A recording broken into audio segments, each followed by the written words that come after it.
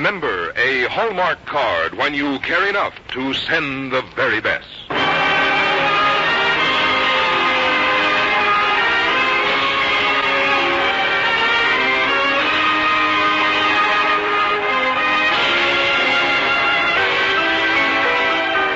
From Hollywood, the makers of Hallmark greeting cards bring you Irene Dunn in Francis Parkinson Kai's Joy Street on the Hallmark Playhouse.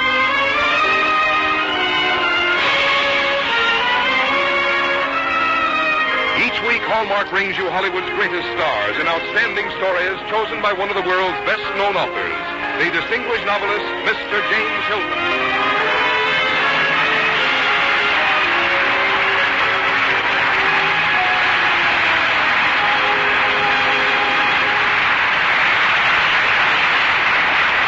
Good evening, ladies and gentlemen. This is James Hilton.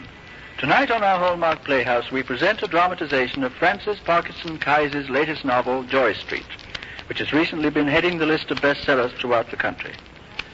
Mrs. Kais is not only a writer of quality and popularity, but her novels always leave the reader with something to think about, and Joy Street is no exception. Its setting is Beacon Hill in the city of Boston today. Charming and ancient Beacon Hill, whose narrow streets and squares rise steeply from the heart of the city, and whose inhabitants, proper Bostonians all, are apt to look down on the rest of the world in more ways than one. Mrs. Kais portrays her Bostonians with humor as well as sympathy, and the result is a novel well worth the acclaim it has received by the public and critics. To play the leading role in Joy Street, we welcome again to our Hallmark Playhouse that distinguished actress, Miss Irene Dunn. And now a word about Hallmark cards from Frank Goss before we begin the first act of Joy Street. For every occasion important to your friends and loved ones, there are Hallmark cards to carry your thoughts across the miles, across the years, often merely across the way. That's important in these fast-moving days when families and friends are separated on short notice, when a word of thoughtfulness can mean so much. On special days and every day, a Hallmark card says what you want to say, the way you want to say it. And that identifying hallmark on the back, as always, says you cared enough to send the very best. And now Hallmark Playhouse presenting Francis Parkinson Kai's Joy Street, starring Irene Dunn.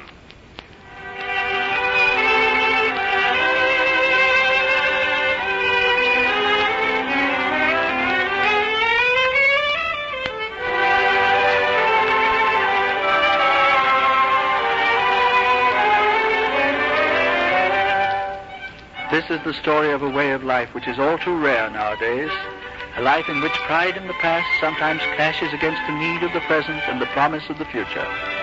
Emily Thayer Field was born to the aristocracy of Boston, Beacon Hill, and Joy Street. But tonight she wanders aimlessly through room after room of the great brick house on Joy Street. There's no light except the moon and the discreet glow of a street lamp through the plate glass windows. Emily seems to look round without seeing at the white covers draped over the pictures, the rolled-up carpets, the furniture shrouded in pale linen. It is a house prepared for sleep.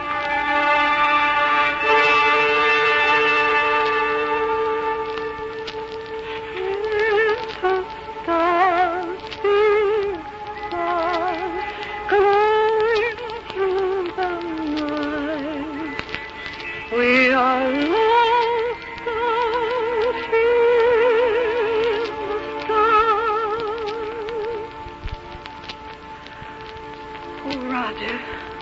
Roger.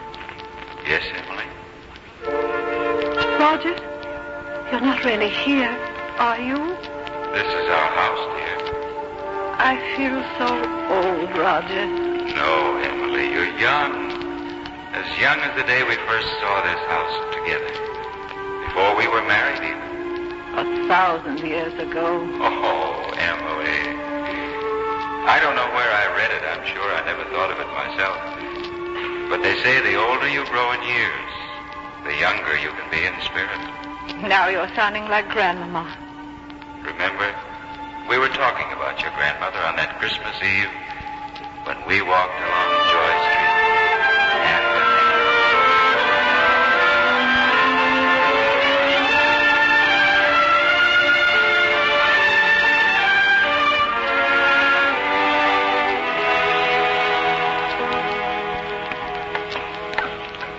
I'm deathly afraid of your grandmother, you know. No, you mustn't be. She's really a dear. Well, I feel somehow she doesn't approve of me. Oh, Emily. Emily, I hope I'm not dragging you into something. You love me, don't you? If I didn't love you so, it wouldn't matter. Do you have any idea what a junior makes in a Boston law office? It doesn't matter. We can draw on my trust fund. It's a husband's responsibility to support his wife. Well, I shouldn't have brought it up. What's the matter, dear? What are you looking at? That house. The 3-story brick one on the corner. Why, it's for sale. Property at this end of Joy Street is almost never for sale. How much do you suppose they're asking? More than I'll ever make in a lifetime. It looks run down and cold. But it has great possibilities, that house. Oh, we're dreaming. Well, we've got a right to dream, Roger. Dreaming's the best part of happiness, you know.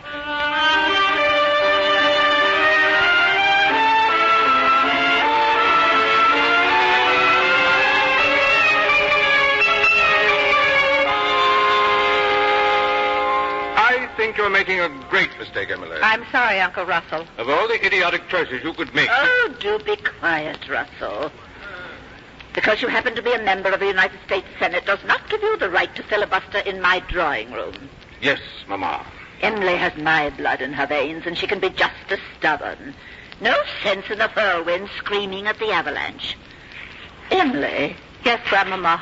Am I to understand that Mr. Roger Field has proposed marriage to you? And I have accepted him. The scrawniest fish in the Back Bay.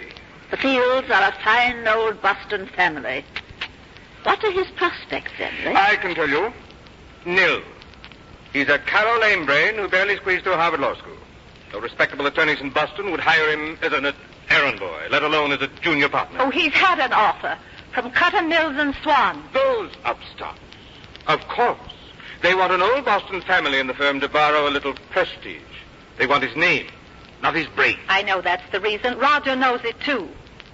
But it's still an opportunity, and he'll make the best of it. Then you're going to say he can't support me, and I know he can't. So does he. But if you give him a chance, he'll prove that he can hold down a job and get better and better all the time. But next you're going to say, I don't know my own mind. Well, I do. You can say that Roger will never set the world on fire. Well, I don't want the world to be on fire. I want it to be peaceful and pleasant and safe. I want to share my place in it with Roger Field, and I'm going to. But, Emily... Senator, why don't you go downstairs and talk with our guests about the tariffs? It's time they were going home. Yes, Mama. Now, my child, do you love Roger Field? I've loved him all my life, ever since we first went to dancing school at the Somerset and riding on the swan boats in the public garden. And if I asked it, or demanded it, would you be willing to postpone the happy day? Oh, we expect a long engagement. Roger wants to save up the money for a house we found on Joy Street. Oh. The down payment, anyway.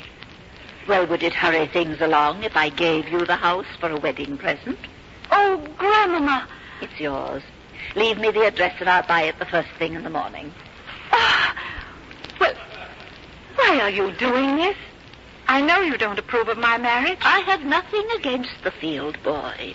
To hear your Uncle Russell rave on, you'd think he'd broken all the 10 Commandments. I don't think he's ever broken a piece of bric-a-brac. It isn't what he's done or may do that worries me. It's what he has not done and never will do. That doesn't worry me at all. Good. Then marry him and get him out of your system. Grandmama. If you are really in love with him... Well, I am. You'd elope within a week. I'm not a schoolgirl. No, not yet. But you'll go to school with Roger Field. He'll prepare you. For what? For a world that is on fire.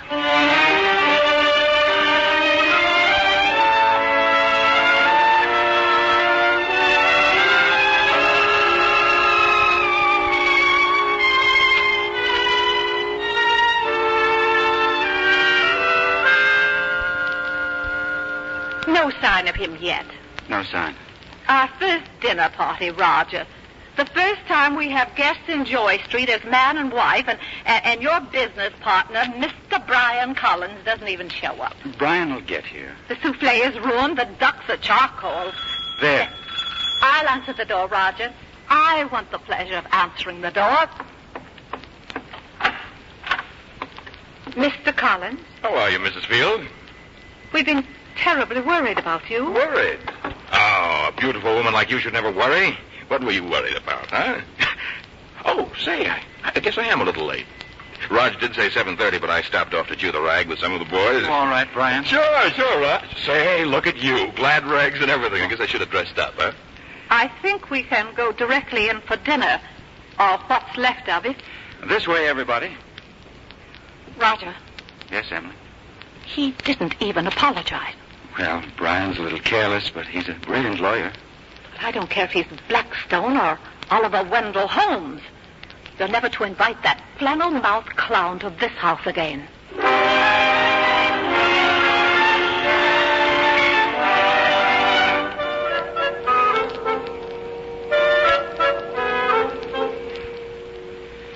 Hello, Emily.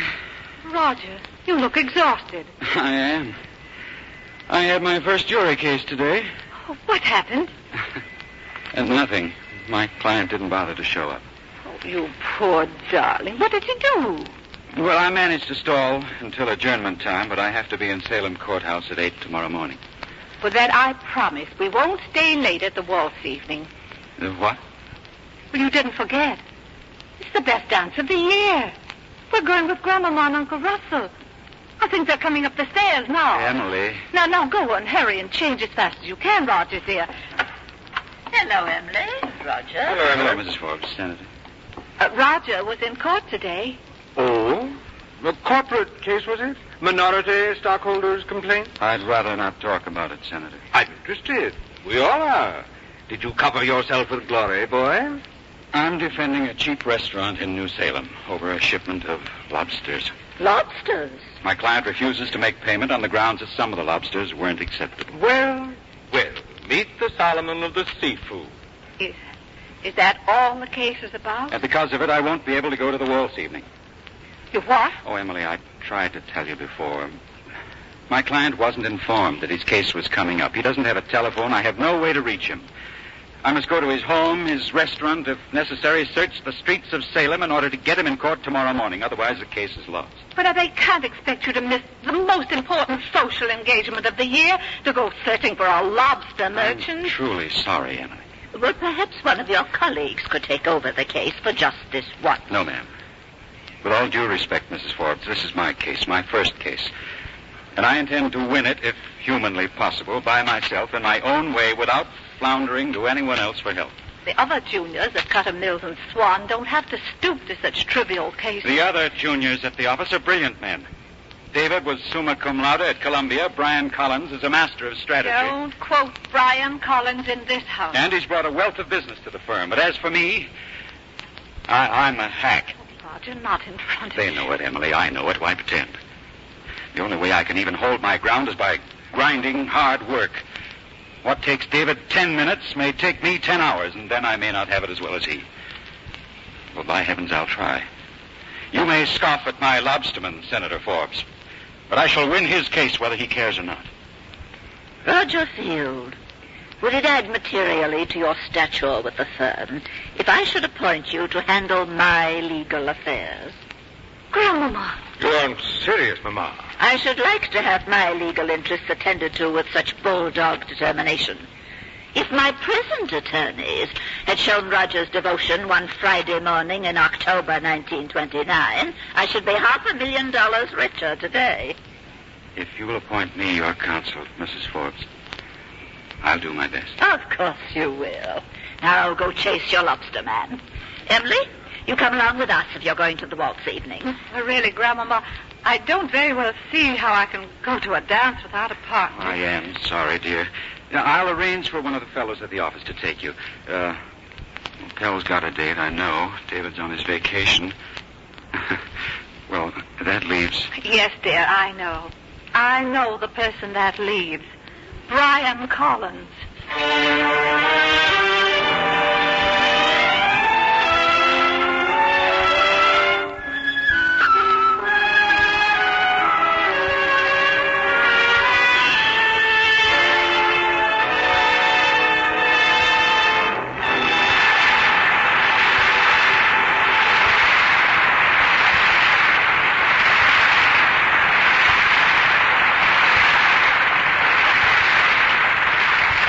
just a moment, we'll return to the second act of Joy Street, starring Irene Dunn.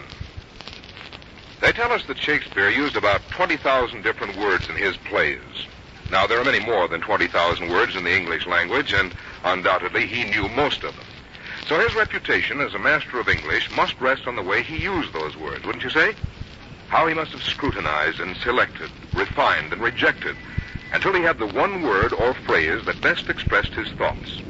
Outstanding writers in every age have done this, and if you could see the care with which the words on a Hallmark card are chosen, you'd know that deliberation over the choice of words is not confined to the classical writers. You see, we feel we have a double responsibility in writing the messages you read on Hallmark cards. We must find words to help you express your thoughts and feelings, and they must be words you would use if you were personally talking with a friend. In short, the cards you send should say what you want to say, the way you want to say it. And you can always find a Hallmark card to do just that. This is why so many people look for cards with that familiar Hallmark on the back. For having made certain of that, they know the words inside the card will be the right words for the occasion and the person they're sending it to. And remember, that Hallmark on the back has an additional meaning. It tells your friends you cared enough to send the very best. Now back to James Hilton in the second act of Francis Parkinson Kai's Joy Street, starring Irene Dunn.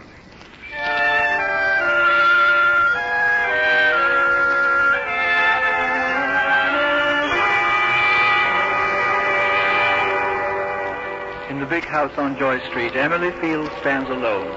She runs her hand over the dust covers that drape the furniture. She seems to be talking with someone hidden in the near darkness, but there's no one there. Little star, big star, glowing through the night. You remember that song, Roger?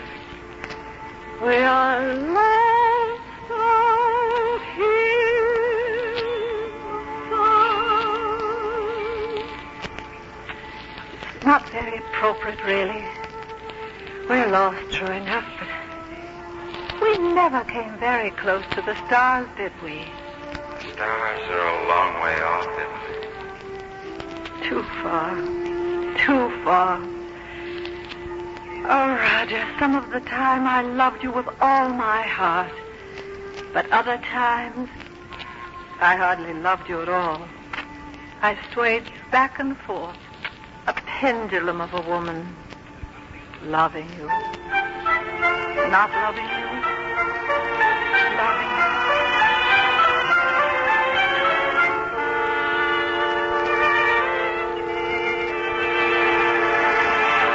You open the office every morning. Why do you have to be the last one to leave at night? I'm sorry, Emily, but with Pell and David and Brian all in the service. Oh, Brian, too? He just got his commission. Navy, Lieutenant J.G. Now I'll have to do his work along with all the rest. And mine, too. Oh, I'm sorry, Roger. I'm complaining when I should be a comfort and a helpmate to you. You're coughing again.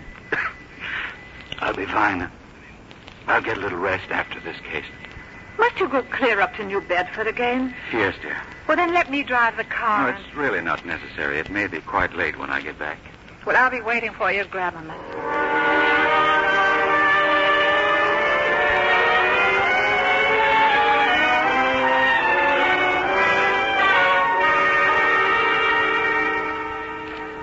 Come away from the window, child.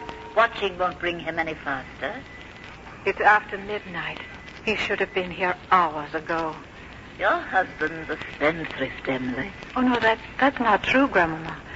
In the 3 years we've been married, he's managed to save all... Oh, I don't mean money. He spends himself. Well, that's because of the war. Roger's very sensitive because he wasn't accepted for the military. And...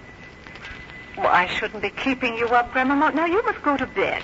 No one tells me what I must do, Emily. You know that. I'm an old woman, and there will be sleep enough soon for me. Don't talk like that. Why not? I fancy it will be quite interesting, my dear. It's not as if I alone was singled out to leave Boston and the world. Dying's very commonplace, Emily. Every declarative sentence in this world ends with the same period. Or question mark? But I'm not going yet. I shall put off the final punctuation with a few more modifying phrases or dangling participles. Here, take this. Your ring, Grandmama. I want you to have this, Emily. Not through a drafty probate, but as one warm hand touching another. This ring is yours. Was it a gift from Grandfather? Well, it was a gift, but not from your grandfather. Oh, I understand, Grandmama. This ring is fire, my child. Fire. It's Roger.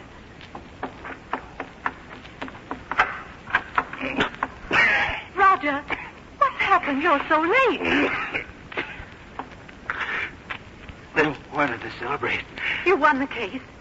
Yes. Dinner in my honor. I couldn't be rude. Roger! Roger! Roger!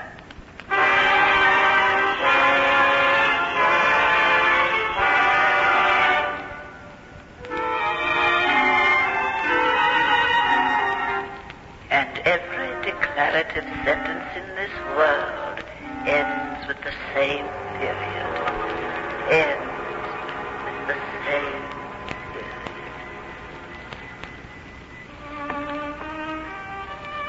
Roger, you were here. Right here a minute ago, talking to me. Oh, no, I guess you weren't. It's been lonely without you, Roger. All these months you've been gone. There's no more Joy Street. Just emptiness. Emily? Are you in there? Who is it? Unlock the door, Emily. Let me come in. All right.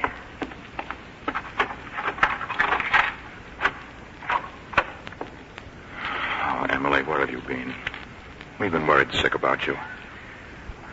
Your grandmother thought you might be here on Joy Street. I was talking to Roger. Roger's gone, Emily. We're all very sorry about it, but he died months ago. You've got to accept that.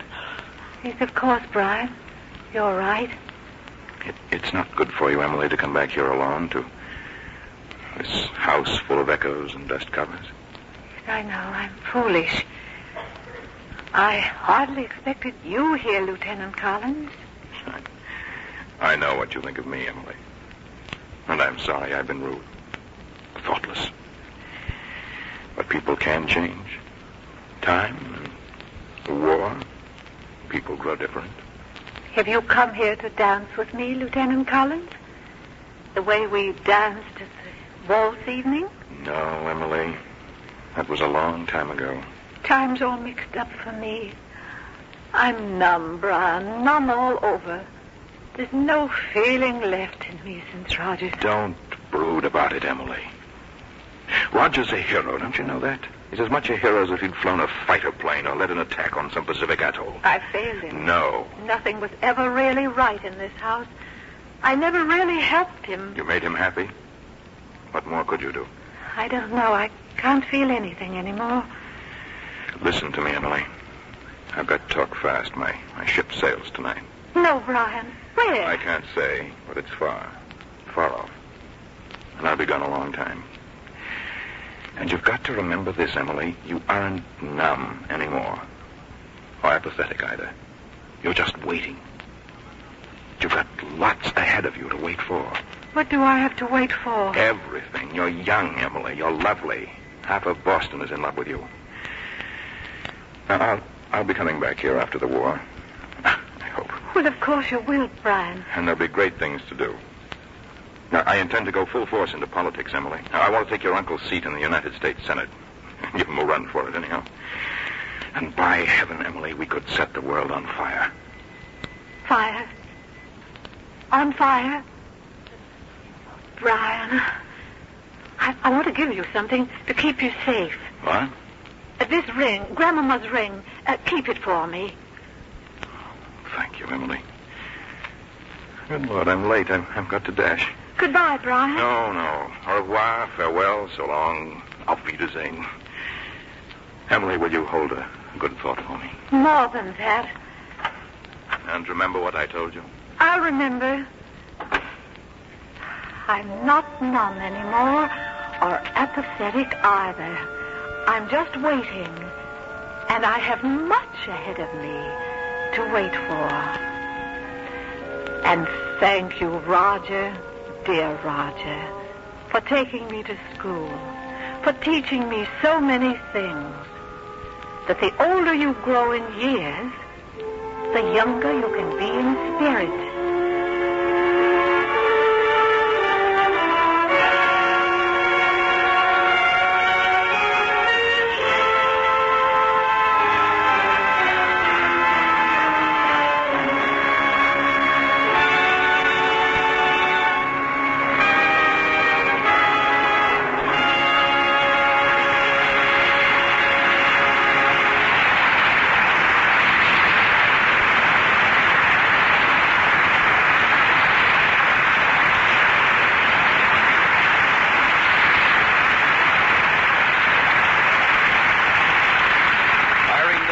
Hilton will return in a moment.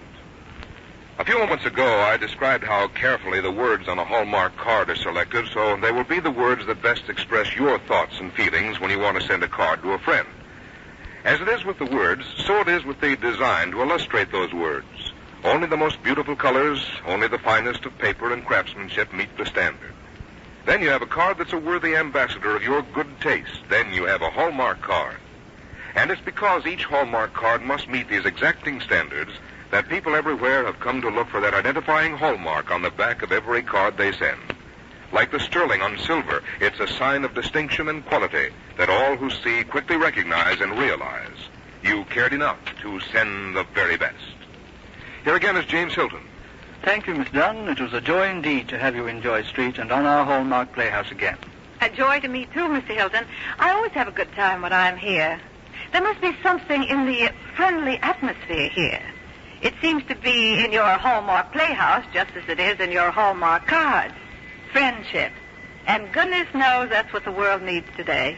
That's the kind of compliment we like. And talking of compliments, you yourself received a notable one recently when you appeared in England at the command performance before the King and Queen. Yes, it was a wonderful experience and something I shall never forget. And now, Mr. Hilton, what have you arranged for next week? Next week we shall present a story called F.O.B. America, whose theme you may be able to guess.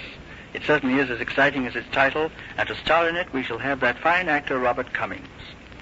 And now, before I say good night, may I remind you of a cause for which I know Miss Dunn, as well as all of us, has a very deep sympathy, the Cancer Fund. If you haven't yet subscribed, please do so without delay, because it's a way you can join the crusade against one of the worst scourges of humanity. So please send your contribution to Cancer, care of your local post office. Our Hallmark Playhouse is every Thursday. Our producer-director is Bill Gay. Our music is composed and conducted by Lynn Murray, and our script tonight was dramatized by Lawrence and Lee. Until next Thursday, then, this is James Hilton saying good night.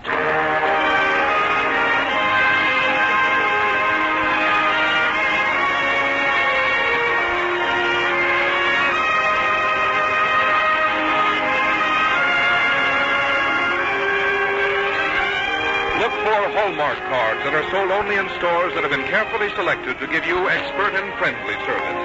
Remember, a Hallmark card when you care enough to send the very best. Miss Irene Dunn may currently be seen starring in the 20th Century Fox production, The Mudlark. The role of Roger tonight was played by Whitfield Connor. Eleanor Audley was Mrs. Forbes, Lamont Johnson Bryan, and Ted Osborne Russell.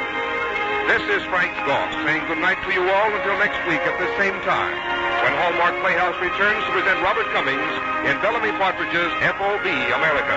And the week after that, Richard Henry Dana's classic 2 Years Before the Mask on the Hallmark Playhouse. This is CBS, the Columbia Broadcasting System. This is KMBC, Kansas City, Missouri.